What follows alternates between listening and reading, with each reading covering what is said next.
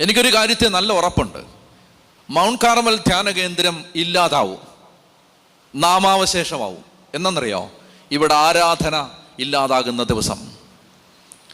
ഇവിടെ വർഷിപ്പ് ഇല്ലാതായാൽ ഈ കെട്ടിടങ്ങൾ ഇടിഞ്ഞു വീഴും.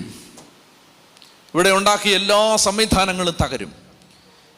എന്നിവിടെ ആരാധന ഇല്ലാതാവുന്നു, എന്നിവിടെ അതിപ്പോൾ ഞാനാവാം, വേറൊരാളാവാം, ഉത്തരവാദിത്തപ്പെട്ട ഒരാളുടെ മനസ്സിൽ നിന്ന് ഈ ആരാധന പോയിട്ട് മറിച്ച് ഇത് വേറെ എന്തെങ്കിലുമുള്ള കുറച്ച് ഒരു സംവിധാനമാണ് എന്നൊരു ചിന്ത വന്നാൽ അന്ന് ഇതില്ലാതാവും, തീരും.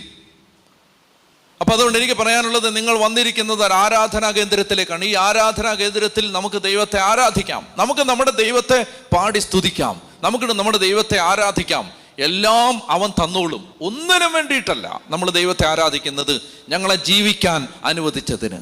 കർത്താവേ, ഞങ്ങൾക്ക് നിന്റെ നാമം വിളിക്കാൻ ഒരവകാശം തന്നതിന്, യേശുവിനെ